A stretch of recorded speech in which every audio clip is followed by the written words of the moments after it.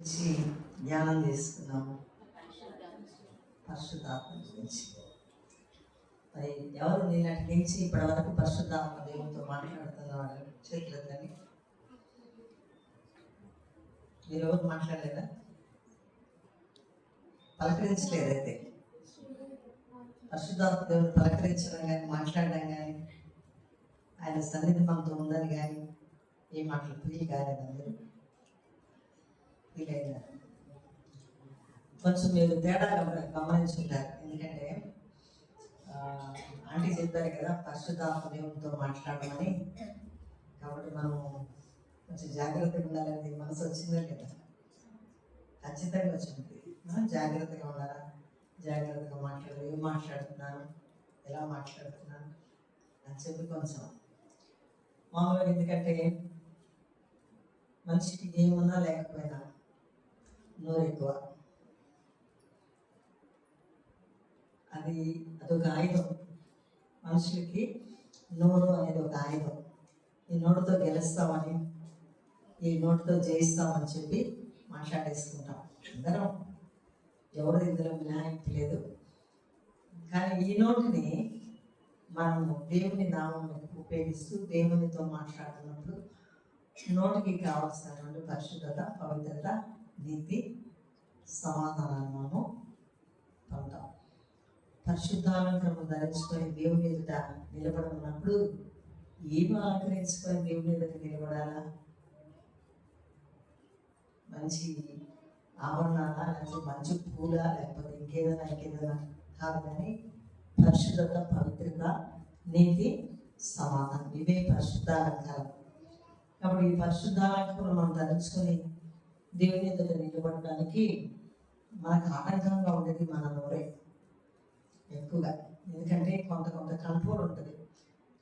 గబక్కన ఎక్కడికైనా వెళ్ళాలన్నప్పుడు ఇంట్లో పర్మిషన్స్ తీసుకోవడం, మాట్లాడుకుంటే ఆడవాళ్ళకి, ఆడపిల్లలకి అంతా కూడా. అందువల్ల ఒక క్రియారూపంలో ఏదైనా ఒక పని చేయడానికి కొంత టైం పడుతుంది. కానీ నోటికి అదేం లేదు, అట్లేం లేదు. అసలు ఎట్లాంటి మనసు అంటే మనది ఎవ్వరు లేరనుకోండి, మనమే గట్టికి మాట్లాడేసుకునేస్తాం. అంటే హృదయం నిండి దాన్ని బట్టి నోరు మాట్లాడుతుందని చెప్పి కొద్దిసేపు చూసి ఆ ఫ్రస్ట్రేషన్ తట్టుకోలేక మనలో నుంచి మాటలు వచ్చేస్తాయి. కాబట్టి ఎన్నిసార్లు నిన్నటి నుంచి ఈ రోజుకి పరిశుద్ధాత్మతో మాట్లాడుతూ ఉంటే తప్పిపోయినాము చాలాసార్లు మేము అని చెప్పి అది యథార్థత అనమాట. మాట్లాడితేనే ఉన్నాం పరిశుద్ధాత్మతో, కొన్నిసార్లు మర్చిపోయినాం. వెరీ ఫస్ట్ డే కదా, నిజమే కదా. మధ్యలో కొంచెం గ్యాప్ వచ్చిందా లేదా? గ్యాప్ వచ్చింది. అయితే అడిగారా పరిశుద్ధాత్మ దేవుని యొక్క అభిషేకం కావాలా? దేవా నువ్వు మాలో ఉండాలా, దేవా మాతో ఉండాలా? కనుక మామూలుగా అపోస్తుల కార్యంలో మనం గమనిస్తే పరిశుద్ధాత్మ యొక్క అభిషేకము పొందాలని కోరుకున్నప్పుడు ప్రభువు చెప్పాడు, చివరగా చెప్పినటువంటి మాటలు, మీరు నా వలన వినినటువంటి తండ్రి యొక్క వాగ్దానం మీరు కనిపెట్టండి, మీరు వెళ్ళదు బయట అని చెప్పడం జరిగింది. అప్పుడు పైన నుండి మీకు శక్తిని వచ్చినప్పుడు మీరు శక్తిని అవుతారని కూడా చెప్పాడు ఇస్తారు.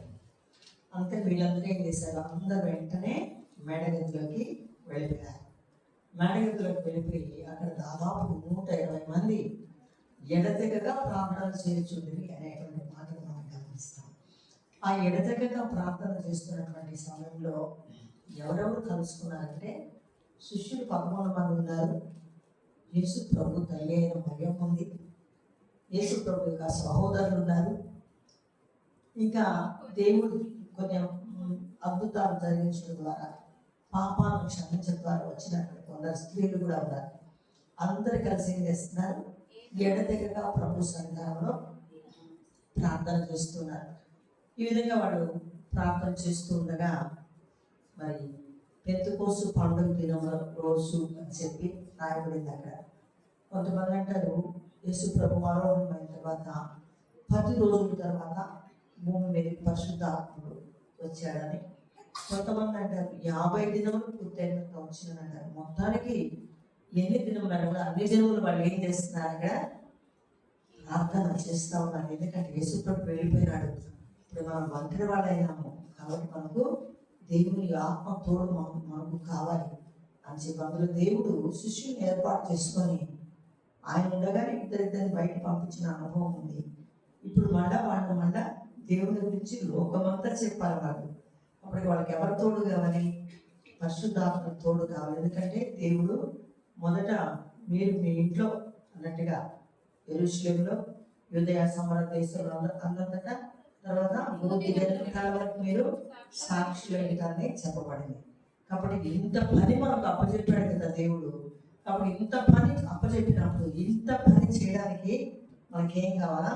పరిశుద్ధాత్ముడు మనలో ఉండాలా, మనకు తోడై ఉండాలా అనేటువంటి ఆ ఆలోచన వాళ్ళు ఏం చేసింది?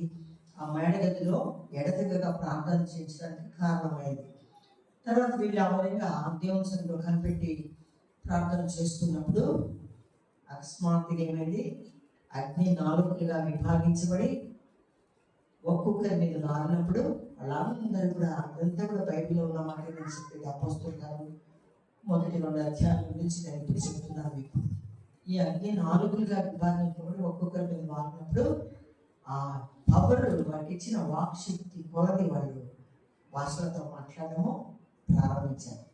ఈ విధంగా వాళ్ళు దేవుని యొక్క ఆత్మ చేత అభిషేకించబడి అగ్ని 4 వచ్చి వారి మీద వాళ్ళు మాట్లాడుతున్నప్పుడు అప్పుడు వీళ్ళని చూస్తున్నటువంటి వాళ్ళు ఏమనుకుంటున్నారు? కొత్త మద్యంతో నిండున్నారు, అందుకని పిచ్చి పిచ్చిగా మాట్లాడుతున్నారు అనుకున్నారు. తర్వాత మళ్ళా గమనించిన వీళ్ళు మన భాషతో మాట్లాడుతున్నారు అని మళ్ళీ వాళ్ళకి ఆశ్చర్యం అనిపించింది. అట్లా లోకానికే ఒక వింతైన రీతిలో ఆ రోజు వాళ్ళందరూ కూడా అభిషేకం పొందడము జరిగింది. ఆ ఇచ్చినటువంటి ఆత్మ బలంతో వాళ్ళు ఏం చేశారు? బయలుదేరి దేవుడిచ్చిన కృపను బట్టి లోకంలోకి వచ్చి దేవుని స్వార్థను ప్రకటించారు. వాళ్ళలో మన దేశానికి తోమా రావడం జరిగింది. వచ్చి ఆయన ఇక్కడే హతసాక్షిగా మారడం జరిగింది. కాబట్టి పరిశుద్ధాత్మ కొరకు వాళ్ళు ఎంతగా కనిపెట్టారు, ఎంతగా పోరాడతారంటే ఎడతెగక. నేను ఈ మాట మీకు చెప్పడం కనుకే ఈ సంఘటన అంతా మీకు చెప్పాను. అంటే ఎడతెగక అడగాలనేటువంటిది. నాకు సొంత అక్క ఉన్నారు. అక్క అన్ని రకాలైనటువంటి టాలెంట్స్ కలిగిన పాటలు పాడతారు, పాటలు వాయించుతారు, పాటలు రాస్తారు. తర్వాత అసలు ఏదైనా ఒక డక్కి తీసుకొని కళ్ళు మూసుకొని పాడడం ప్రారంభించిందంటే తాను మర్చిపోయినటువంటి అనుభవం ఉంటుంది. తను అభిషేకం పొందక ముందు ఒకరోజు వెళ్ళినటువంటి ప్రదేశంలో అందరూ అభిషేకం పొందుతూ ఉంటే ఈ ఒకటే కళ్ళు తెలుసుకొని చూసే పరిస్థితి ఏర్పడిందండి. ఎవరికి వాళ్ళు తన్మయమైపోయి దేవుని ఆత్మతో నింపబడి అప్పుడు తనకు పట్టుదల వచ్చింది. నేను మాత్రమే ఒక్కదాన్ని కళ్ళు తెలుసుకొని చూస్తున్నాను, నాకు ఏ ఆత్మ కదలిక లేదు, కాబట్టి నువ్వు నాకు కూడా ఇవ్వాలి ప్రభా అని చెప్పి రాత్రింబగళ్ళు దేవుని అడగడం ప్రారంభించింది. రాత్రింబగళ్ళు దేవుని అడగడం ప్రారంభించినప్పుడు ఒక దినాన దేవుడు తన ప్రార్థన గదిలో ప్రార్థన చేసుకుంటా ఉంటే ఆ ఇచ్చినటువంటి అభిషేకం శక్తితో పడిపోయినట్టు అంతే. అటువంటి కరెంట్ షాక్ ఉంటాడు బట్టి సరే బయట నుంచి మా అమ్మ తలుపు దగ్గర తలుపు తీయమంటే నడిచి వచ్చి తీయలేకపోయింది. మోకాళ్ళ మీద నడుచుకుంటూ వచ్చి గోడ పట్టుకొని అక్కడ చేస్తుంది.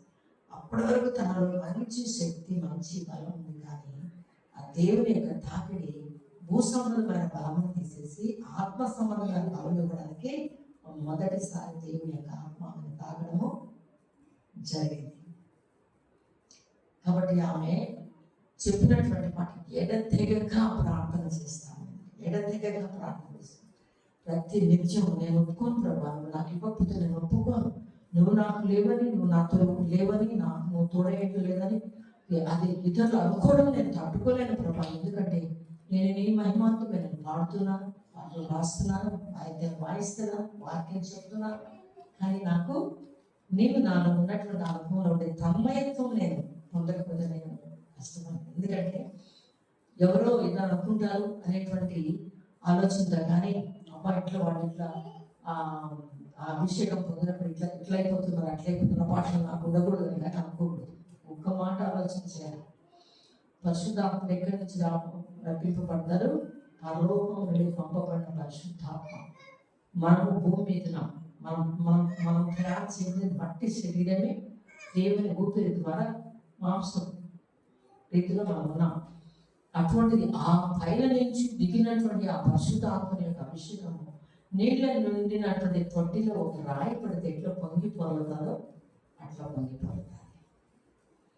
సపోజ్ నాకు సిగ్గు, నాకు అట్లా పొందడానికి నాకు ఇష్టం లేదు అనుకుంటే రేపు ఎప్పుడు సిగ్గుపడాలంటే మనం విడవబడతామే భూమి మీద, అప్పుడు సిగ్గుపడతాం. మరి శిష్యులు యేసు ప్రభుత్వనే ఉన్నారు. మరి యేసు ప్రభుత్వనే ఉన్నటువంటి వాళ్ళకి మన వేదిక ఎందుకు అభిషేకం అని అనుకున్నారా? యేసు ప్రభుత్వ స్వయాన్ని చెప్పాడు, మీరు పొందండి, పొందిన తర్వాత మీరు బయలుదేరి బయట చెప్పాడు.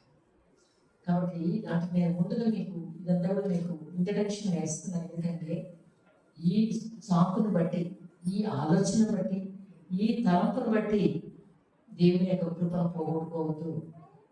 వాక్యము నేను ప్రభుని పెరిగిన తర్వాత బాప్తిసం తీసుకున్న తర్వాత అప్పటికి దాదాపు నేను 8-9 సార్లు పైన బైబిల్ చదివాను. కానీ పరిశుద్ధాత్మల గురించి నేను గ్రహింపు కానీ ఆలోచన కానీ లేకుండానే చదివాను. కనుక వాక్యాలు కంటతో కూడా పెట్టినాను. కానీ నాకు వేరే వాళ్ళు వచ్చి పరిశుద్ధాత్మల గురించి వివరించి మా సొంతగా 18 పేజీల లెటర్ రాసింది. నాకు వాళ్ళ ఇంట్లో వచ్చినటువంటి ఒక సంఘటనలో వాళ్ళ బాబుకి వచ్చినటువంటి ఇది ఆ శోధనలో ఇట్లా జరిగింది అని చెప్తే, ఓహో పరిశుద్ధాత్ముడు యొక్క బలం ఇది అని చెప్పి అప్పుడు నా మనసు అటు తిప్పాలనేటువంటి స్థితి వచ్చింది. నన్ను ఒప్పింప చేయడానికి దేవుడు ఎంత స్లోగా తీసుకున్నాడో టైం, ఎంత ఆగి నన్ను నడిపించాడు. గబక్కన నాకు చెప్పింది ఆ షాక్గా. ఇప్పుడు చూడండి, నేను మీకు ఏం చెప్పాల్సింది 2 daysలో నేను గబగబా మీకు అంతా చెప్పాను. నా కొరకు దేవుడు అట్లా తీసుకోలేదు, దినాలు నెలలు సంవత్సరాలు తీసుకొని స్లోగా తీసుకుంటూ వచ్చి ఒక మాట దగ్గర నన్ను ఆయన చూసేటట్టుగా, ఆయన పట్టుకునేటట్టుగా నాకు సాయం చేశాను.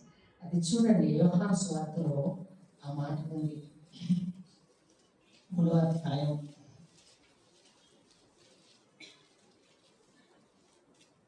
3వ వాక్యం నుంచి, అందుకు యేసు అతనితో, ఒకడు క్రొత్తగా జన్మించితేనే కానీ అతడు దేవుని రాజ్యమును చూడలేడని నీకు నిశ్చయంగా చెప్పుచున్నానని. అందుకు నికోదేము, ముసలివాడైన మనుషుడు ఎలా జన్మింపగలడు? 2వ మారు తల్లి గర్భమందు ప్రవేశించి జన్మింపగలడా అని ఆయన అడుగగా యేసు ఇట్లనేను, ఒకడు నీటి మూలముగాను ఆత్మ మూలముగాను జన్మించితేనే కానీ దేవుని రాజ్యంలో ప్రవేశింపలేడని నీతో నిశ్చయంగా చెప్పుచున్నాను. నికోదేము దేవునితో మాట్లాడడానికి వచ్చి నిలబడినప్పుడు దేవుడు చెప్పాలనుకున్నవి చెప్పేస్తున్నాడు.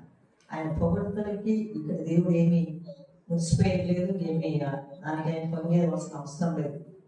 కానీ ఆయన చెప్పినటువంటి మాటలు చూడండి, ఒకడు కొత్తగా జన్మించితే కానీ అక్కడ దేవుని రాజ్యంలో చూడలేడు. ఇది బాగా అర్థం చేసుకోవాలి. ఒకడు కొత్తగా జన్మ అనుభవం అంటే పుట్టిన బిడ్డ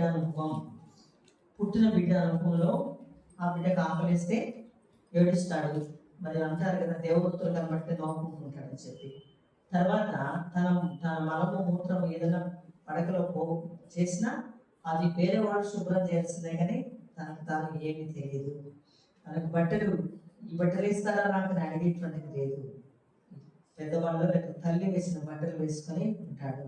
అట్లా ఇచ్చినటువంటి ఆ చిన్న బిడ్డ, పుట్టినటువంటి బిడ్డ వెంటనే తన ఆహారం తానే సంపాదించుకుంటాడు. సోమరులైనటువంటి వాడికి ఇచ్చినటువంటి ఒక గొప్ప లెసన్ ఏంటంటే, సోమరులు ఎవరైనా పెడితే తినేసి బ్రతకాలనుకుంటారు. కానీ చిన్న బిడ్డ ఆకలి వేసినప్పుడల్లా కూడా తనే తల్లిపాటు రాగల. కొన్నిసార్లు మీరు తల్లులు గమనించుంటారు, ఇట్లనే అలసిపోతారు. ఆ బిడ్డ అంటే తాగినంతసేపు తాగలేక ఆగిపోయేటువంటి పరిస్థితి. కనుక మరి ఆ చిన్న వయసులో అదొక్కటి ఆ బిడ్డ నేర్చుకున్నటువంటి, మిగతా అంతా కూడా ఆ బిడ్డకి వేరే వాడు చేయవలసింది. కాబట్టి ఒకడు కొత్తగా జన్మించితే కానీ దేవుని రాజ్యం చూడలేరంటే పుట్టినటువంటి బిడ్డతో సమానం. ఇంత కష్టపడి కొత్తగా జన్మించితే మనకు దూరాన్ని నుంచి చూసే స్థితే కానీ లోపలికి దేనికి పోయేదానికి అవకాశం లేదు. కాబట్టి అందరూ నరకంలో ఉండేవాళ్ళందరూ పరలోకం చూస్తారని చెప్పి అనుకునేదానికి లేదు. ఎందుకంటే అది వేరు, ఇది వేరు. ఇంకా కనీసం కంటితో చూసి సంతోషపడేదానికి కూడా అవకాశం ఉన్నటువంటి పరిస్థితి.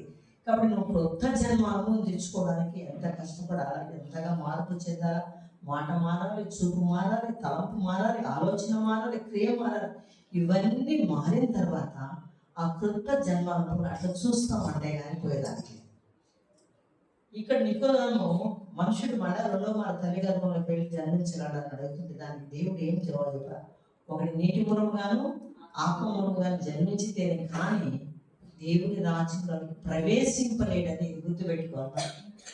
దేవుని రాజ్యంలోకి మనం ప్రవేశించాలంటే నీటి మూలముగా ఆత్మ మూలముగా జన్మించి తీరాలి. నీటి మూలముగా ఆత్మ మూలముగా జన్మించి తీరాలి. కాబట్టి ఈ అనుభవాలు మనం కలిగినామా ఒకసారి ప్రశ్నించుకున్నాం. నాకు కొత్త జన్మ అనుభవం ఉందా? పాత జీవితంలో అలవాట్లు ఏమి నాలో తీసివేయబడ్డాయా?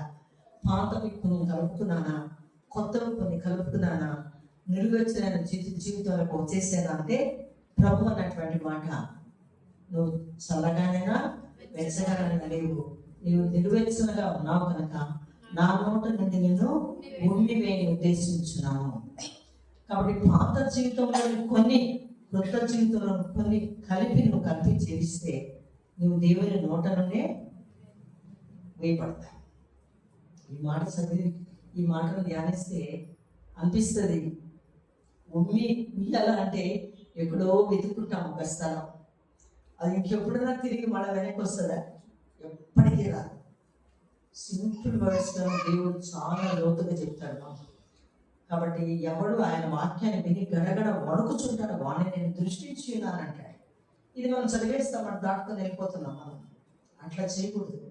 ఈ ఉమ్మి వేస్తాడు అన్నాడంటే నోటిలో ఉన్నటువంటి మనస్థితి ఎక్కడికి పోయింది?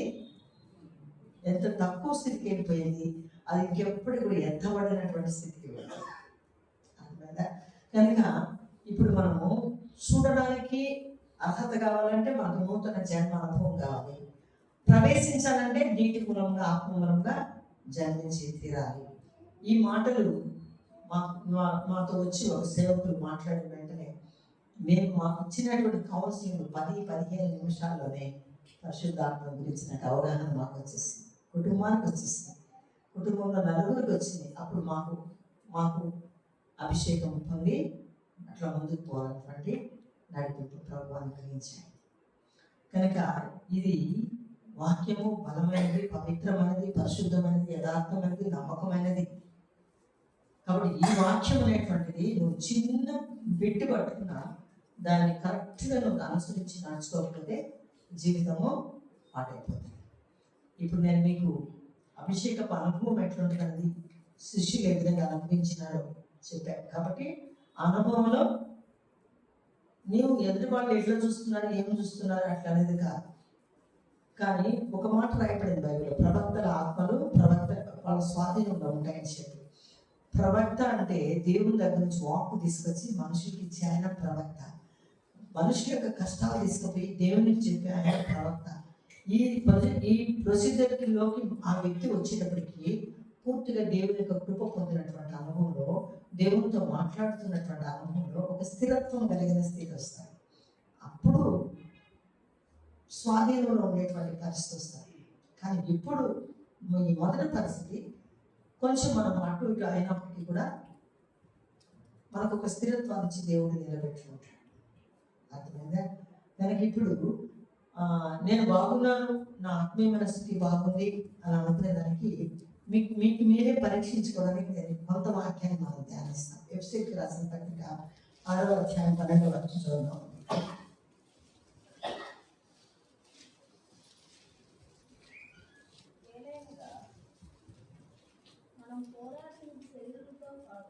ఏదైనగా మనం పోరాడుతున్న శరీరులతో కాదు కానీ ప్రధానులతోనూ అధికారులతోనూ ప్రస్తుత అంధకార సంబంధులకు లోకనాథులతోనూ ఆకాశ మండలమందున దురాత్మ సమూహములతోనూ పోరాడుచున్నాం. ఈ మాట రాత్రి కూడా మనం ధ్యానించుకున్నాం.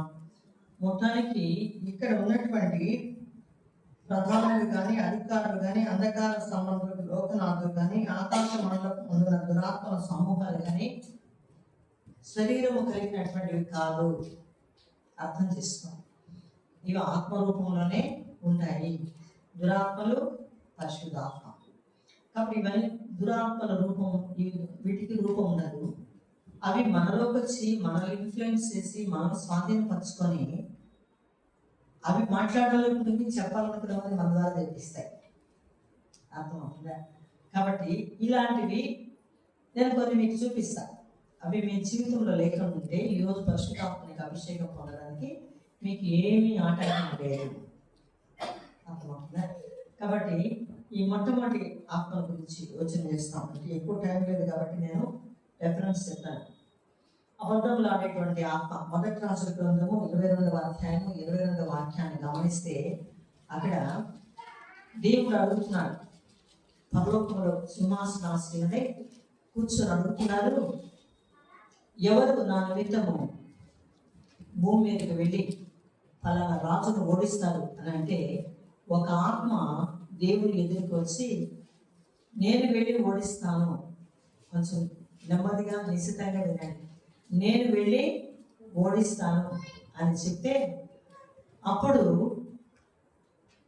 దేవుడు అడుగుతాడు, ఎలా ఓడిస్తావు అంటే, నేను వెళ్ళి ప్రవక్తల నోట అబద్ధமான ఆత్మగా ఉంటాను. ఈ రాజు అన్ని తప్పులు చేస్తాడు, చేసిన వెంటనే వెంటనే ప్రవక్తల దగ్గర పోయి దేవుడు ఏం చెప్తున్నాడు చెప్పండి అని అడుగుతాడు. మనము ఒక ప్రవక్త దగ్గరికి పోయి ఏదన్నా ఒక విషయం తెలుసుకొని దేవుడు ఏం చెప్తున్నాడు అని అడిగేటప్పుడు మనం చేసిన తప్పులను దేవుని దగ్గర ఒప్పుకొని విడిచిపెట్టి, అయ్యా ఇరుకులో ఉన్నాం, ఇబ్బందులో ఉన్నాం, కష్టంలో ఉన్నాం, శ్రమలో ఉన్నాం అయ్యా, కనుక మీరు దయతో కనికరించి మమ్మల్ని రక్షించండి, మమ్మల్ని కాపాడండి అని చెప్పి అడుక్కొని, ఈ సమస్యలో మేము చేసిన తప్పు ఉంది కానీ మమ్మల్ని రక్షించంటే ప్రభు అంటాడు, నిర్దోషిని కానివైనా నేను విడిపిస్తాను. ఎందుకని? అతిక్రమం దాచిపెట్టకుండా వాటిని ఒప్పుకొని విడిచిపెట్టినప్పుడు కనికరం పొందుతాడని చెప్పి దేవుని వాక్యం ఉంది. కాబట్టి ఇక్కడ ఈ రాజు అయితే అట్లా లేడు. దేవుని దగ్గర ఏమి సరి చేసుకోకపోగా ప్రవక్తలను పిలిపించడం, వాళ్ళ దగ్గర ప్రవచింపజేయడం చేస్తున్నాడు. అందుకని చాలా సులభంగా ఉంది ఈ ఆత్మకి.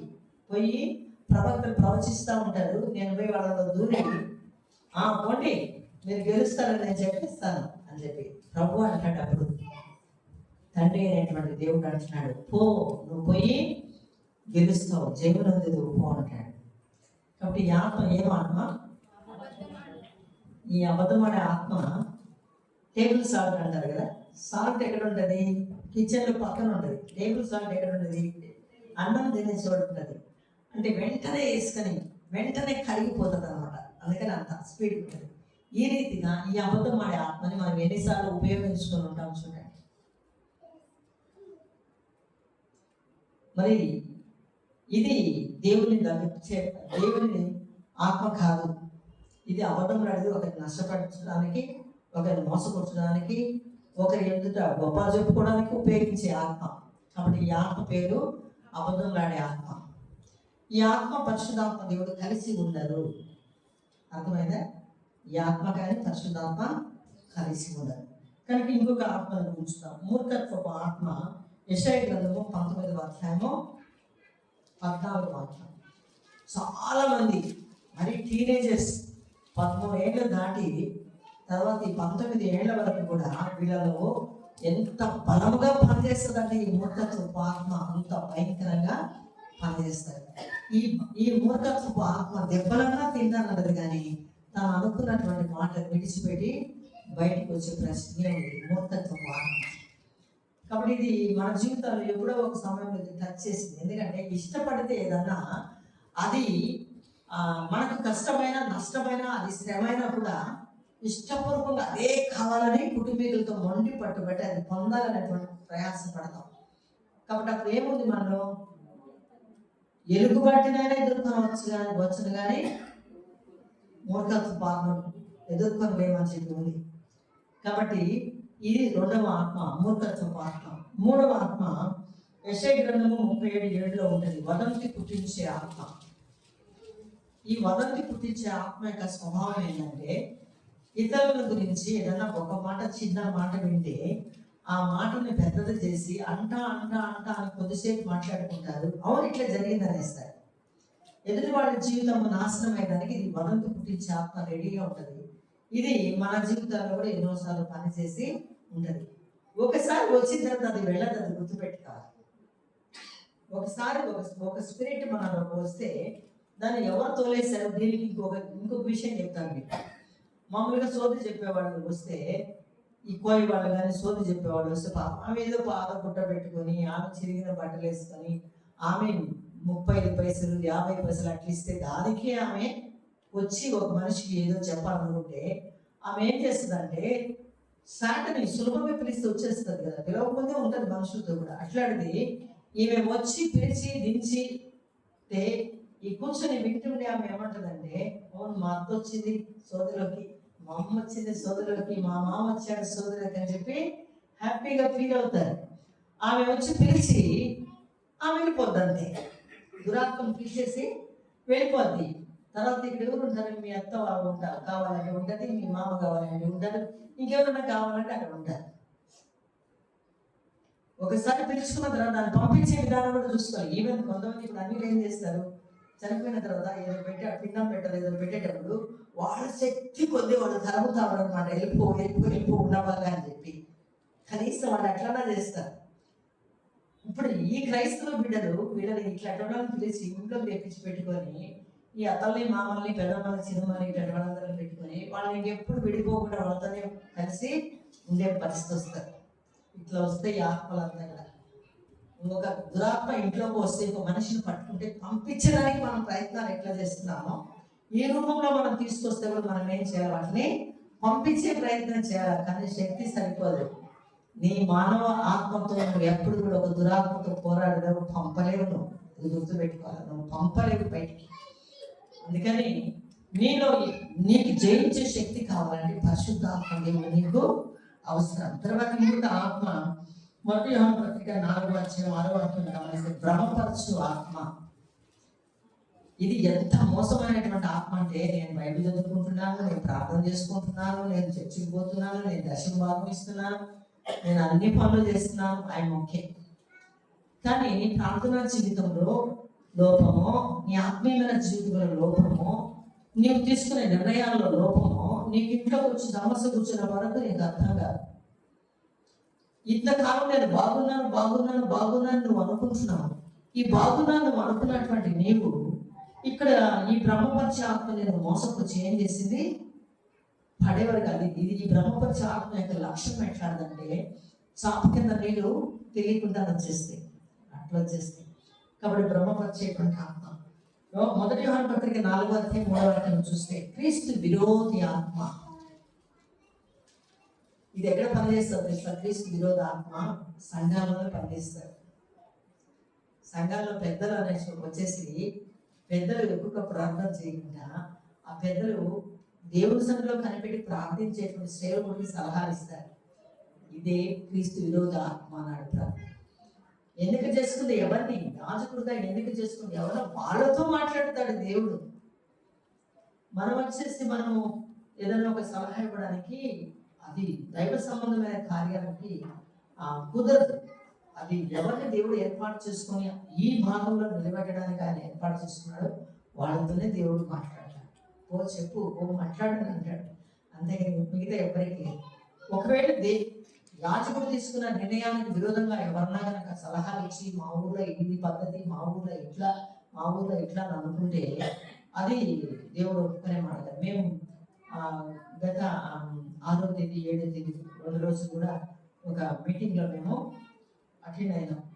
ఆ మీటింగ్లో అటెండ్ అయినప్పుడు ఆ సేవకులు అంటున్నటువంటి మాట, ప్రభువా శనివారం పెట్టాం మీటింగ్ 4వ తేదీ, పర్వాలేదు సెలవు. ఆదివారం పెట్టాం మీటింగ్, పర్వాలేదు సెలవు. 6-7 తేదీలు వర్కింగ్ డేస్ కదా ప్రభా, అసలు నేను కరెక్ట్గా నీ చిత్తం అడిగానా లేదా, నీ చిత్తానుసారంగా నేను జరుగుతున్నాను అనేది మీటింగ్స్, నాకు భయం వేస్తుంది చెప్పు ప్రభా అని చెప్పి దేవుని దగ్గర దుఃఖపడుతున్నారంట. 4-5 తేదీల కంటే 6-7 తేదీలో ఎక్కువ జనం వచ్చారు ఆయనకి. అంటే ఆయన ముందు దేవుని దగ్గర తీసుకునేసారు ఆ డెసిషన్. అందరూ ఆయన భయపెడుతుండేటప్పటికి ఆయన కూడా భయం వచ్చేసింది. అసలు వర్షం వచ్చేస్తుందని అదంతా ఫీలింగ్ అంతా.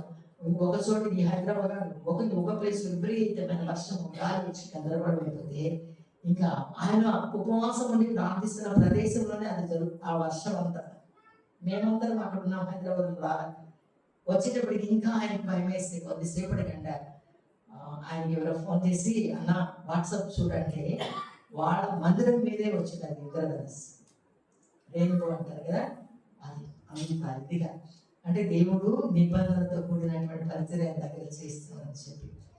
ఇది అంటే మనుషులు పెట్టేటువంటి భయాల వల్ల యాజకులు కూడా ఒక్కొక్కసారి తమ గురిని కోల్పోయేటువంటి పరిస్థితి వస్తుంది. ఎప్పుడు కూడా అట్లాంటి పనులు మనం చేయకూడదు, అలాంటి సలహాలు మనం ఇవ్వకూడదు. తప్పు రైటర్స్ యాజకుడికి సంబంధించినవి. అందుకనే ఆయన ఆత్మ ఏ ఆత్మగా పిలువబడుతుంది? క్రీస్తు విరోధి ఆత్మగా పిలువబడుతుంది. తర్వాత 2వ తిమోతికి రాసిన పత్రిక 1వ అధ్యాయం 7వ వాక్యం చూస్తే, పిరికి ఆత్మ శక్తియు ప్రేమయు ఇంద్రియ నిగ్రహములను ఆత్మనే ఇచ్చినాను కానీ నేను నీకు పిరికి ఆత్మని ఇయ్యలేదు అన్నాడు దేవుడు. 6 అడుగుల అబ్బాయి నాకు ఫోన్ చేసి ఆంటీ భయం వేస్తుంది, ఆంటీ భయం వేస్తుంది, ఆంటీ భయం వేస్తుంది అంటే మిడ్ నైట్లో అది ప్రార్థన చేస్తే లేదు, మళ్ళీ ఫోన్ సాయంత్రం మళ్ళీ భయం వేస్తుంది. ఈ ఈ ఈ ఫిజిక్ అనే ఇబ్బందిలే. ఆ తిరిగి ఆత్మ పడుతుంది కదా, భయం వచ్చేసిన తర్వాత ఇంకా భయం అని ఉంటుంది అనమాట. కాబట్టి మనము ఎంత మూర్ఖంగా ప్రవర్తించి ఎంత వ్యతిరేకంగా ప్రభు దగ్గర వెళ్ళి ప్రభు కార్యాలు చెడగొడితే ఒక పాయింట్ మనకు ఆ పిరికి ఆత్మని పట్టుకునేస్తారు. ఇప్పుడు దేవుని కార్యాలకి మనము దేవుని వాక్కు తీసుకున్నట్టు మనం భయపడాల్సినటువంటి అవసరము లేనే లేదు. నేను ప్రతిరోజు కూడా పోగలనా లేదన్న పరిస్థితులు 2 డేస్ నేను రావడం పరిస్థితి జరిగింది. కానీ వాక్కు ఎప్పుడు ఇచ్చినాను? కొన్ని నెలల క్రితం దేవుడు ఇచ్చినటువంటి వాక్కు ఈరోజు నెరవేరుస్తున్నాడు. కాబట్టి ఇప్పుడు దేవుని ఆత్మకి భయం ఉండదు. పరిపూర్ణ ప్రేమలో భయం ఉండదు. అంటే ప్రభువును పరిపూర్ణంగా ప్రేమించినప్పుడు భయము ఉండదు. పరిశుద్ధాత్మని సన్నిధితో మనం నింపబడినప్పుడు భయం ఉండదు. అట్లా కాకుండా ఏ కొంచెం లోపం మనం వచ్చినప్పుడు సమస్యల గురించిన భయం, ఆరోగ్యాన్ని గురించినటువంటి భయం, ఇంకా ఇతర విషయాలు అన్నింటిలో ఏదో ఒక భయం వస్తుంది. అప్పుడు ఏం చేస్తుంది దేవుడు అంటే ఇంద్రియ నిగ్రహం అంటే నీ పంచేంద్రియాలంతా కూడా కంట్రోల్ చేసేటువంటి ఆత్మని ఇచ్చాను నేను. కాబట్టి ఈ పంచేంద్రియాలను కంట్రోల్ చేసే ఆత్మ నీకు ఇస్తే నువ్వు ఎందుకు పెరిగితనంతో భయపడుతున్నావు? పెరిగి ఆత్మ దేవుడు మనకు ఇదొక ఆత్మ. తర్వాత రోమిలకు రాసిన పత్రిక 8వ అధ్యాయం 15వ వాక్యంలో దాస్యపు ఆత్మ, ఈ దాస్యపు ఆత్మ పనిచేస్తే ఎంతకాలం ఇశ్రాయేలీయులు ఐగుప్తు దేశంలో ఉన్నారు? 400 ఏళ్ళు ఐగుప్తు దేశంలో ఉండాల్సి వచ్చింది. ఎందుకని? దాస్యపు ఆత్మ. దానికి కారణం ఏంది?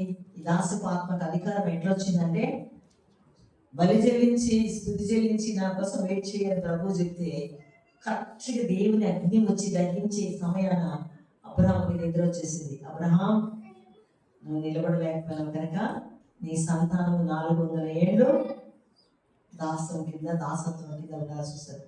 సరే, అప్పుడు ఆ కాలం అట్లా జరిగింది. ఆయన ఒక్కడే కాబట్టి ఆయన పరిశుద్ధాత్మ అభిషేకం విషయం కానీ లేకపోతే రక్త ప్రోక్షణ కానీ లేకపోతే దేవుని యొక్క రక్తంతో కడగబడిన అనుభవం కాదు, ఒంటరి వాడు. కాబట్టి ఆయన ఒకవేళ ఆయన నిలబడలేకపోయినాడు. కానీ ఇప్పుడు మనకు దేవుడు ఆయన రక్తాన్ని అనుగ్రహించినాడు కనుక ఆయన ఇచ్చినటువంటి బాప్తిసపు పద్ధతిలో మనం పాప క్షమాపణ నిమిత్తము బాప్తిసము పొంది మారుమనసుతో మనం ఉంటాము కనుక ఈ దాసత్వానికి పోయే స్థితి ఉండదు. కానీ ఎంతమంది బాప్తిసం తీసుకున్న తర్వాత ఇది లేకపోతే బతకలేం, అది లేకపోతే బతకలేం.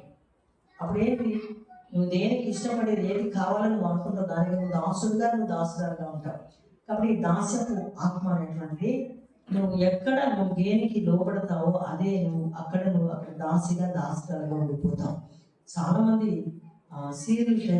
సీరియల్స్ టయానికి ఇంకా అడ్రస్ అక్కడే ఉండదు, దానికి ఎక్కడ అడ్రస్ ఉండదు. అంటే అది నడిపిస్తుంది అనమాట. జీవం లేనటువంటి వస్తువు ఏం చేస్తుంది? అలాంటి టైంకి వచ్చి నా ముందు కూర్చోంటే కూర్చునేదానికి మనం లోబడిపోతున్నాం. జీవం కలిగినటువంటి దేవుని పోలిక చూపుతున్నాడు. లేదంటే ఫలాన్ని లేకపోతే నేను అన్నం తినను, ఎవరు కోరుతున్నారు మళ్ళీ కడుపులో నుంచి కట్టి ఫలాంది లేకపోతే నేను తినను, లేదా ఫలాంది నేను కట్టుకొని తీరాలా, ఫలాంది చేయాలా, ఇట్లాంటి మాటలు ఈ దాసత్వంలో వచ్చేటువంటి. కాబట్టి ఇది దాస్యపు ఆత్మ. అయితే మనము దత్తపుత్రాత్మతో అభిషేకించబడాల్సినటువంటి వాళ్ళము. మనం ఏ ఆత్మతో మనం ఉన్నాము? దాస్యపు ఆత్మతో ఉన్నాం. తర్వాత 1 కొరింథీయులకు రాసిన పత్రిక 2వ అధ్యాయం 12వ వాక్యం చూస్తే లౌకిక ఆత్మ చాలా లౌకికంగా మాట్లాడతారు. పలానా వ్యక్తి అంటే వాళ్ళే తెలివిగా, వాళ్ళ లోకాన్ని మెప్పించేటట్టుగా, మనుషులు ఎవరి హృదయాన్ని గాయపరిచినట్లుగా ఉండేటువంటి ఆత్మ స్వభావం అది లౌకికమైనటువంటి ఆత్మ. కాబట్టి ఈ లౌకికమైనటువంటి ఆత్మ, ఆ యొక్క ఆత్మతో దేవుని కార్యాలను మనము వివేచించలేము. కాబట్టి ఎవరైతే దేవుని దగ్గర ప్రార్థిస్తారో, ఎవరు దేవుని దగ్గర నలిగిన మనస్సు కలిగి ఉంటారో, ఎవరు దేవుని యొక్క చిత్తానికి లోబడి ఉంటారో వాళ్ళు దేవుని ఆత్మచేత నడిపించబడడానికి సిద్ధపడినటువంటి వాడు. మధ్యలో పోయి దూరి లౌకికమైన ఆత్మతో అట్లా ఇట్లా అని చెప్పి దైవని కార్యాలు జరపడానికి ప్రయత్నం చేస్తే అది దేవుడు. కాబట్టి దేవుని వాక్యం చెప్తుంది, లౌకికమైన ఆత్మతో దేవుని కార్యాలను వివేచించలేవు, నువ్వు చేయవు. కాబట్టి నువ్వు ఆత్మ కలిగినటువంటి అనుభవంలో నువ్వు వచ్చి ఎవరికి సలహాలు ఇవ్వకూడదు, నువ్వు ఆ కార్యాలను నీ చేతుల్లో తీసుకోకూడదు. ఎందరైతే దేవుని ఆత్మ చేత నడిపింపబడుదురో వారందరూ దేవుని కుమారులైందరని వాక్యం సెలవిస్తుంది. ఆయన ఆత్మ చేత నడిపించబడాలి. కాబట్టి ఇప్పుడు మనం ప్రశ్నించుకున్నాం, నేను దేవుని ఆత్మ చేత ఇప్పటి వరకు నడిపించబడ్డానంటే ఉందని చెప్పొచ్చు, కాదని చెప్పొచ్చు. కానీ ఇప్పుడు దేవుడు చెప్తున్నాడు, ఖచ్చితంగా దేవుని యొక్క అభిషేకం పొంది జీవితం ఇక్కడి నుంచి చేయాలా. ఇక్కడ మీరు ఆ జ్వాలలుగా, అగ్ని జ్వాలలుగా నిలబడాలా. కాబట్టి మీ చేత దేవుడు అద్భుతమైనటువంటి కార్యాలు, ఆశ్చర్యమైన కార్యాలు చేయడానికి దేవుడు ఇష్టపడుతున్నాడు. కాబట్టి ఆయన పోలిక చొప్పున నిలబడాలా. అది ఆయన చిత్తము, ఆయన ఏర్పాటు, ఆయన వాంఛ కనుక దాన్ని నెరవేర్చడం మీ చేతిలో ఉంది కనుక అది చెప్పడానికి దేవుడు నన్ను ఇక్కడికి పంపించినాడు. తర్వాత చివరిగా యెషయా గ్రంథంలో 29వ అధ్యాయం 10వ వాక్యంలో గాఢ నిద్రాత్మ ఉంది. గాఢ నిద్రాత్మ. కాబట్టి గాఢ నిద్రాత్మ అనేటువంటిది ఆత్మీయమైన గాఢ నిద్రాత్మ. చాలా మంది చెప్తున్నా ఈ మధ్యకాలంలో ఒక చోట మేము పవర్ మినిస్ట్రీ జరిపితే ఒక ఆమె గబగబ వచ్చి నా దగ్గరికి వచ్చి బాప్తిస్తుంది ఇవ్వండి అంటారు. నేను అన్నాను, మీ సేవకులతో మాట్లాడండి, నాతో కాదు సార్. నేను చెప్పాను, పాస్టర్ గారు ఏమి నన్ను వచ్చి బాప్తిస్తున్నాడంటే, అంటే ఈమె 3-4 సంవత్సరాల నుంచి నేను బాప్తిసం తీసుకోమంటే తీసుకోవడానికి ఇప్పుడు బాప్తిసం వెంటనే తీసేసుకోవాలని చెప్పి నేరుగా మీ దగ్గరికి వచ్చేసిందని చెప్పి, అంటే అప్పటి వరకు ఒప్పింప చేయబడినటువంటి మనసు ఆయన చాలాసార్లు చెప్పినా కూడా ఆమె తీసుకోలేదంట. తీసుకోవాలా, ఆమె అది తీసుకోవడం ద్వారా మీరు ఆత్మీయుల జీవితంలో మార్పు వస్తుందని చెప్పినప్పుడు కూడా చేయకుండా కనుక ఆమె అప్పుడు దాకా ఎక్కడ ఉంది? గాఢ నిద్రాత్మ కమ్ముంటే ఆ గాఢ నిద్రాత్మలో ఉండింది. ఇక్కడికి వచ్చి పరిశుద్ధాత్మ యొక్క కుమ్మరింపులో మనోనేత్రాలు వెలిగించబడి ఎవరు నడగలో కూడా తెలియకుండా చిన్న అనుభవిస్తున్నాడు. కనుక ఈ గాఢ నిద్రాత్మ అనుభవం ఉండకూడదు. ప్రతిరోజు కూడా చెక్ చేసుకోవాలి. నేను దేవుని ఎదుట పర్ఫెక్ట్గా ఉన్నానా లేదని చెప్పి అడుగునే ముందు దేవుణ్ణి అడగాలి. మనం అప్పుడు కూడా మళ్ళీ గబగబా ఏ లిస్టు మర్చిపోయినాము, ఫలాన్ని అడగలే దేవుని అని చెప్పి లిస్టు చెప్పడం కాదు, దేవుణ్ణి అడగాలి. ఈరోజు నేను ఎక్కడ దుఃఖపరిచాను, ఎక్కడ బాధపరిచాను, ఎక్కడ నేను వేదన గురి చేశాను, ప్రభా నన్ను క్షమించు, నాకు చెప్పు. ఒకవేళ నేను తెలియక చేశాను, తెలిసి చేసిన మనం కొన్ని ఒప్పుకుంటాం, తెలియకుండా కొన్ని చేస్తాం వాక్యం తెలియని స్థితిలో. అవన్నీ కూడా దేవుని సన్నిధిలో ఆ నైట్ సెర్చ్ చేసుకొని పడుతుంటే ఆ ఉదయకాలం అనేది సంతోషకరంగా దీవెనకరంగా ఉంటుంది. కోపం ఉండదు, చిరాకు ఉండదు, ఇంకా రచ్చ అనేది లేకుండా ఉంటాయి. కాబట్టి ఇవి నేను కొన్ని ఆత్మలు మీకు చెప్పింది. చాలా కొన్ని అనేకమైన దేవతలు ఉన్నాయి. యేషయా గ్రంథంలో చూస్తే రోషము పుట్టించు విగ్రహం అని ఉంది. నేను అది చదివినప్పుడు నాకు అర్థమైంది, దేవుని బిడ్డలు మామూలుగా రోషం అనేది వాళ్ళకు ఉండకూడదు. రోషము అది ఒప్పుకునే ఇది కాదు. ఎందుకంటే ఒప్పుకొని ఓర్చుకొని పోతూ ఉండడమే దేవుని బిడ్డలకి. కొంతమంది రోషంగా నేను మరి రోషం కలిగిన బిడ్డని ఇట్లనే అట్లా నేను ఒప్పుకొని అన్నా అంటే అప్పుడు నాకు అర్థమైంది, ఓహో ఈ విగ్రహం వీళ్ళలో ఉంటే వీళ్ళ రోషంతో ఇంకా పట్టారని కదలనటువంటి స్థితిలో ఉంటారని చెప్పి దానియేలు గ్రంథంలో ఉంది ఇంకొక మాట 11వ అధ్యాయంలో స్త్రీల కాంక్షిత దేవత అని చెప్పి ఏ వాక్యం అంటే 37వ వాక్యంలో ఈ దీనిని ధ్యానం చేస్తే స్త్రీలను కాంక్షిస్తుందంట దేవత. అర్థమవుతుందా? స్త్రీలను కాంక్షిస్తే ఈ కాంక్షించిన వెంటనే ఈ స్త్రీలు ఏం చేస్తారు, పరిగెత్తుకొని పోయి ఈఎంఐలో ఏదైనా కొనేయాలా, లేకపోతే ఏదైనా బట్టలు తీసేయాలా, పరిగెత్తుకుపోయి ఈ ఒక ఉంగరంలో కుదపెట్టిపోయి బట్టలు అక్కడ తీసేయాలా, లేకపోతే ఇంకేదో, లేకపోతే ఇంకా అంతా కూడా ఆ దేవతలు ఎట్లా అలంకరణలో ఉంటారు అట్లా ఉండేదానికి కొంతమంది శ్రీకారం అయిపోతారు. ఎంత రక్షింపబడిన తర్వాత కూడా వాళ్ళని రక్షింపబడిన బిడ్డలు కానీ అనుకోలేని స్థితిలో ఉంటారు. ఎందుకంటే ఈ దేవతలు ఏం చేస్తున్నాయి, కనబడిన రూపంలో అవన్నీ కోరుకుంటా ఉన్నాయి స్త్రీలను. అర్థమైపోయిందా? అక్కడే చూడండి దానియేలు గ్రంథంలో 38వ వాక్యంలో అతడు తన పితరులు ఎరిగిన దేవతను అనగా ప్రాకారముల దేవతను, ఇంకొకటి ఏంది ప్రాకారాలు అంటే దేవుణ్ణి నువ్వు చూడకుండా డబ్బు, అందము, ఇంకా లేకపోతే మంత్రజ్ఞులు, ఇట్లా రకరకాలైన స్టెప్స్ లో నేను నాకు దేవుడు ఇచ్చిన నడిపింపులో 7 రకాలైనటువంటి ప్రాకారాలు కట్టేస్తే ఆ కట్టినప్పుడు అంత ఎత్తులో కట్టేస్తుంది అనమాట సాతాను, దేవుని చూడలేకుండా. ఇంక నువ్వు ఎప్పటికీ కూడా దేవుడిని చూడనటువంటి స్థితి వస్తుంది. ప్రాకారంలో దేవతకు ఉండే పవర్. కాబట్టి ఇవి ఈ అంతర్లీనమైన స్థితిలో ఉన్నాయి. అవి దేవుడు ఆయా సమయాల్లో తన బిడ్డలకు బయలుపరిచి వీటి వల్ల మనుషులు ఏమవుతున్నారు, నశించిపోతున్నారు అని చెప్పి దేవుడు హెచ్చరిక చేస్తున్నాడు. కనుక ఇవి ఇంకా చెప్పాలంటే నేను చాలా నోట్ చేసుకున్నాను, అవన్నీ కూడా చెప్పగలను. ఇంకా ఆకాశంలో రాణికి ధూపం వేయడం అని చెప్పి వాక్యంలో ఉంది కదా, అట్లా ఉన్నాయి. కాబట్టి ఇవన్నీ కూడా ఆకాశ మండలంలో ఉన్న దురాత్మ సమూహాలు, లేకపోతే అధికారులు, ప్రధానులు, వీళ్ళందరూ.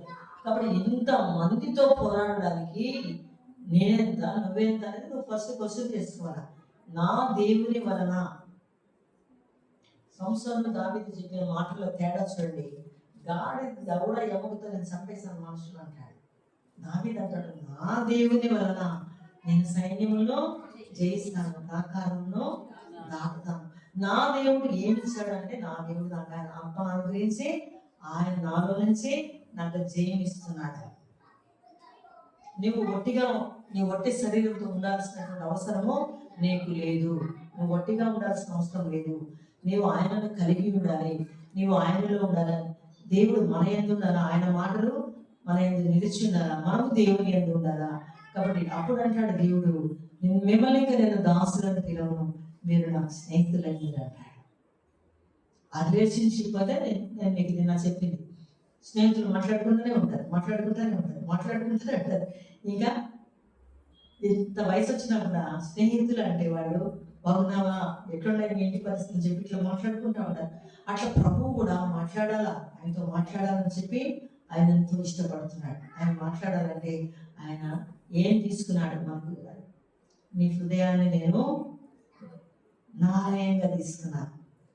ఎంత గొప్ప స్థితి అది. మన హృదయాన్ని దేవుడు తన ఆలయంగా తీసుకొని, నేను ఇంకెక్కడ ఉండను, హస్తకృత ఆలయంలో నేను నివసించను, నీ హృదయాన్ని నేను దేవాలయంగా తీసుకున్నాను. ఒక ఉన్నతమైన స్థితిలో ఉన్న వ్యక్తి మన ఇంటికి వస్తున్నాడంటే మన తీరే వేరు, మన పరిస్థితులు వేరు, మనకున్న దాంట్లో మనం చేయగలిగినంత మనం చేస్తాం. అటువంటిది సర్వలోకాన్ని సృష్టించిన సృష్టికర్త నేను నీ హృదయంలో ఉండడానికి వస్తున్నానంటే ఎలా సిద్ధపడాలి? మనం హృదయాన్ని బాగా శుద్ధీకరించుకొని ఎక్కడ కూడా ఇంకా చిన్న మురికి మచ్చ లేకుండా అంతా కూడా పరిశుద్ధపరచుకొని పవిత్రపరచుకొని రావాలి. ప్రభు అంటాడు, నన్ను మీరు ప్రభువుగా మీ హృదయాల్లో ప్రతిష్ఠించుకోండి. ప్రతిష్ఠించుకోవడం అంటే మీకు అందరికీ తెలుసుంటుంది. మామూలుగా టెంపుల్స్లో ఏం చేస్తారు, కట్టేసిన తర్వాత ఎక్కడో ఒక బొమ్మ తీసుకొని వచ్చి ప్రతిష్ఠిత ఆరాధన అని చెప్పి అడుగులను ప్రతిష్ఠిస్తారు, ఒక బొమ్మ. కానీ మనము సజీవుడైనటువంటి దేవుని మన హృదయంలో ప్రతిష్ఠించుకోమని చెప్పి దేవుడు చెప్తున్నాడు. అప్పుడు అపవాదాన్ని మనం ఎదిరించే శక్తి ఉంటుంది. అప్పుడు వాడు మన దగ్గర నుండి పారిపోతాడు. ఎంత ధైర్యంగా చెప్పాలి, నువ్వే నా విషయానికి వచ్చి నేను ఎవరు బిడ్డను అనుకుంటున్నావు చెప్పగలిగినటువంటి ఉండాలి. మనం చెప్పలేకపోతున్నాం, ఎవరు బిడ్డలే ఏమనుకుంటున్నాం అనే మాట మనం చెప్పలేకపోతున్నాం. ఎందుకని మనం రెండు రీతిలుగా రెండు మనసులతో జీవించడమే దానికి కారణం. అట్లా కాదు, నువ్వు ఎవరంటే నేను యేసు బిడ్డని చెప్పాలి ఎక్కడ అడిగినా కూడా. ఈ మధ్యకాలంలో ఒక దగ్గర మేము బీపీఎస్కి పోయినప్పుడు, బీపీఎస్కి పాపం మమ్మల్ని పిలిచినటువంటి వాళ్ళు చాలా కష్టపడి అంతా తిరిగి ఎంతమంది పిల్లలు తీసుకొని వస్తుంటే మధ్యలో దారిలో ఒక ఆయన అడిగాడు, నువ్వు క్రిస్టియన్ అన్నాడు. ఆ అమ్మాయి కమ్మవాళ్ళ అమ్మాయి ఇట్లా చూసి అవునన్నా అన్నట. ఆహా, నువ్వు క్రిస్టియన్ వాళ్ళని అడిగాడట. అవునన్నా నేను క్రిస్టియన్. అడిగితే నీకు గవర్నమెంట్కి సంబంధించిన ఏవి నీకు రావున్నాడట. నీ ఇష్టం అన్నా సరే అని చెప్పి గమని వచ్చిందట. అమ్మాయికి అసలు ఎంత రెడీగా ఉంది ఆన్సర్, నేను క్రిస్టియన్ అనేటువంటి మాట చెప్పడానికి. ఎందుకంటే ఆయన సేవిస్తున్నటువంటి బిడ్డ యొక్క ఆ మాట వచ్చింది. కాబట్టి మన అందరిలో కూడా నేను యేసు బిడ్డను అనే మాట చెప్పగలిగినటువంటి స్థితి మనము ఎప్పుడు కూడా కలిగి ఉండాలి. ఈ దురాత్మలు మన జీవిత కాలంలో ఇప్పటి వరకు ఎప్పుడో ఒకసారి మనల్ని దర్శించినటువంటివే. అబద్ధం చెప్పకుండా నేను సత్యహరిశ్చంద్రుడు అని చెప్పేటువంటి మాట లేదు. వదంతి పుట్టించకుండా ఉండేది లేదు. ఎందుకంటే బంధువులనే వదంతి పుట్టించుకునేటువంటి అవకాశాలు ఉంటాయి. అట్లా ఎన్నో పొరపాట్లు, ఎన్నో తప్పిదాలు, ఎన్నో దోషాలు జరిగినాయి. కానీ అవన్నీ ఇప్పుడు వాక్యము వింటుండేటప్పుడే అవి బయటికి వెళ్ళిపోవాలి. నీ హృదయానికి ఆ వాక్యము గుచ్చుకుంటే అవి బయటికి వెళ్ళిపోవాలి. అప్పుడు నీ వాక్యము అయ్యేటప్పటికి నీ క్లీన్ హార్ట్తో నువ్వు నిలబడతావు, ఒక పరిశుద్ధమైన హృదయంతో ఉంటావు, ఒక పరిశుద్ధమైనటువంటి మనసుతో నువ్వు ఉంటావు. అప్పుడు పరిశుద్ధాత్మ దేవుడు నా కొరకు సిద్ధపరిచినటువంటి ఇంట్లోకి నేను వస్తానని చెప్పి పరిశుద్ధాత్మ దేవుడు వస్తాడు. ఇది ఈ రోజుతో ఆగేటువంటి మాటగా పరిశుద్ధాత్మ దేవుడు మిమ్మల్ని అభిషేకించే దినం వరకు రాత్రి మగడి పరిశుద్ధాత్మ దేవుడితో మాట్లాడుతుండాలి, పొందాలి. నీ ఇల్లు కట్టబడాలంటే, నీ కుటుంబం కట్టబడాలంటే, నీ బిడ్డలు మంచి జీవితంలోకి రావాలంటే, నీ కుటుంబం ఉన్నతమైన స్థాయిలో చూడాలంటే, నీవు అనుకున్నవన్నీ కూడా దేవుడు నెరవేర్చాలంటే నీకు కావాల్సిన పరిశుద్ధాత్మతో, పరిశుద్ధాత్మ దేవుడు నాకు స్నేహితుడు అని చెప్పగలిగినటువంటి స్థితి ఉండాలి. పరిశుద్ధాత్మ దేవ అని మాట్లాడగలిగినటువంటి స్థితి ఉండాలి. కాబట్టి ఈ పరిశుద్ధాత్మ దేవుడితో ఒకవేళ మీరు కంటిన్యూస్గా ఈ 24 గంటలు ఒకవేళ మాట్లాడకుండా ఉంటే పర్వాలేదు. ఎందుకంటే మనల్ని క్షమించే దేవుడు మనం కలిగినాం. కాబట్టి ఆపదు నేను జ్ఞాపకం వచ్చి రాకపోయినా నేను చర్చిలో అడుగు పెడతానే ఖచ్చితంగా ఆ వాక్యం మీకు గుర్తొచ్చి తీరుతుంది. దాన్ని మళ్ళా ప్రాక్టీస్ చేయండి. ఆయన నేను అసలు ప్రభువుని అంగీకరించడము, ప్రభువుని గురించి నేను సాక్ష్యం చెప్పేటప్పుడు మొదలు చెప్పే మాట, మా దేవుడు మాట్లాడతాడంట. మా దేవుడు మమ్మల్ని ఆదరిస్తాడు, మా దేవుడు మాకు జవాబిస్తాడు, మా దేవుడు మమ్మల్ని నడిపిస్తాడు, మా దేవుడు మాకు ధైర్యాన్ని ఇస్తాడు, మా దేవుడు మాకు నిరీక్షణ పుట్టిస్తాడు, మాకు నమ్మిక కలుగజేస్తాడు. కాబట్టి మా దేవుడు ప్రత్యేకమైన వాడు. ఇది మనం కలిగి ఉండాలి, ఇది మనం చెప్పగలిగిన స్థితిలో ఉండాలి. నాశనం నందు పడుతూ జోగుతున్నారని చెప్పి వాక్యంలో ఉంది. నీకు దేవుడు తెలిసి నువ్వు కష్టాలు పడినా కూడా దేవుడు నేను విడిపిస్తాడని ఒక విశ్వాసం లేకపోతే ఆ దిక్కులేని వాళ్ళకి ఎవరున్నారు? ఆ దిక్కులేని వాళ్ళకి చెప్పినటువంటి వాళ్ళు యుగ సంబంధమైన దేవత వాళ్ళ మనోనేతలు గుడితనం కలుగు చేస్తే దాన్ని తీసేసుకోవడానికి వాళ్ళకి శక్తి లేదు. కానీ ఒక్క మాట పరిశుద్ధాత్మ అభిషేకంతో నింపబడి ఒక్క మాట నీ నోటిలో నుంచి వచ్చిందనుకోండి, అది వారిని తాకి ఆ పొరలు అట్లే రాలిపోతాయి. దాని కొరకు దేవుడు నేను ఏర్పాటు చేస్తున్నాడు. దాని కొరకు మేము చూడండి, నేను కూడా సేవ చేస్తాను. నేను జాను ఇంకొక 2-4 కలిసి మొట్టమొదటి పరిశుద్ధాత్మ గురించి ప్రార్థన చేశాను. మాకు సేవ చేయడానికి ఆశగా అప్పటికి జాను ఇంకా సేవ కింద రాలేదు, కానీ భయభక్తులతో ఉండేటువంటి స్థితి అనమాట. నేను జానకి మీ భాషగా అప్పుడు మేము 4 కూర్చొని మొట్టమొదటి పరిశుద్ధాత్మ అభిషేకం కొరకు ప్రార్థన చేస్తే కనీసం 6 నెలలు మేము కలుసుకోలేకపోయాం. ఇట్లా జరిగిపోయినట్టు అయిపోయింది మా పరిస్థితి. అంటే అప్పుడు మాకు పెద్ద తెలియదు కదా, వాక్యం కానీ తెలియదు. అయినా కూడా పట్టు వదల తిరిగి ఆ కృపలకు రావడానికి దేవుడు సహాయం చేసినాడు. ఆ కృపను ఇతరులకు ఇవ్వడానికి కూడా దేవుడు పరిచయం చేయడానికి సహాయం దయచేశాడు. కాబట్టి మీరు ఒక రోజుతో ఒక నిమిషంతో ఆయనతో సహవాసం కట్టయిందని అనుకోవద్దు. మీరు మరలా పరిశుద్ధాత్మ దేవ మరి ఆంటీ చెప్పింది, పరిశుద్ధాత్మ దేవ అక్క చెప్పింది, మరి ఇక్కడ చెప్పినప్పుడు మరి మీరు మాతో మాట్లాడకపోతే ఎట్లా, మమ్మల్ని నడిపించకపోతే ఎట్లా, మమ్మల్ని మీరు తీసుకుపోవడానికి మీరు వస్తారు కదా, కాబట్టి మీరు మమ్మల్ని సిద్ధపరచాలి కదా అని చెప్పి మీరు మాట్లాడుతూనే ఉండండి. అప్పుడు మీలో ఉన్న ఈర్ష్య పోతుంది, అసూయ పోతుంది, ద్వేషం పోతుంది, కపటం పోతుంది, క్రోధం పోతుంది, నెమ్మది వస్తుంది, ధైర్యం వస్తుంది. మొట్టమొదటి దేవుడిలో ఉండేటువంటి ఆ ధైర్యం వచ్చి, నిబ్బరం వచ్చి ఏదైనా ఆయనకి చెప్పుకుందాం అనిపిస్తుంది, వేగిర పడుతుంది మనసు. ఒక మీటింగ్లో నేను బీబీఎస్లోని పిల్లలు, యవనస్తులని పిల్లలు నేను తీసుకునేటప్పుడు, నేను వాక్యాన్ని గురించి వాళ్ళకి చెప్తున్నప్పుడు మా తల్లి కూడా వచ్చి వెనకాల కూర్చున్నప్పుడు సరే 5 గంటలకు అయిపోతుంది కదా బీబీఎస్, నేను వెళ్ళిపోయాను. మా అమ్మ ఎక్కడ కనపడా, 8 గంటలప్పుడు వచ్చింది.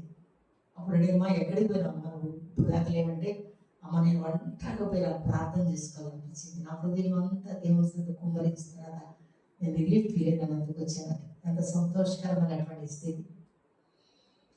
కాబట్టి ఆ వాక్యము, ఆ వాక్ అనేటువంటి పరిశుద్ధాత్మతో కూడా కలిసి వచ్చినప్పుడు హృదయాన్ని ఏం చేస్తుంది, ఛేదిస్తుంది. మనం మానవ మాత్రులమే, మనం అల్పులమే, మనం అయోగ్యులమే, కానీ మనకి ఎవరు తోడైనారు? దేవుడు తోడైనారు. మొదట నువ్వు కొద్దిగా నువ్వు మహాభివృద్ధి అవుతాడు. మనల్ని తక్కువ స్థాయిలో ఉంచడానికి, పై స్థాయిలో పెట్టడానికి దేవుని చేతుల్లోనే ఉంది. 2003లో నేను జాబ్ రిజైన్ చేసి దేవుని సేవ ఫుల్ టైం వచ్చాను. ఎన్ని సంవత్సరాలు అయింది? 23 సంవత్సరాలు అవుతుంది. 23 సంవత్సరాలు ఎప్పుడు కూడా నేను వెనుదిరిగేటువంటి జీవితం నాకు ఇవ్వలేదు. నన్ను ఏ పరిచయం చేయాలని ఆ పరిచయం కావాల్సినటువంటి సమృద్ధిని ఆశీర్వాదం ఇచ్చినాడు.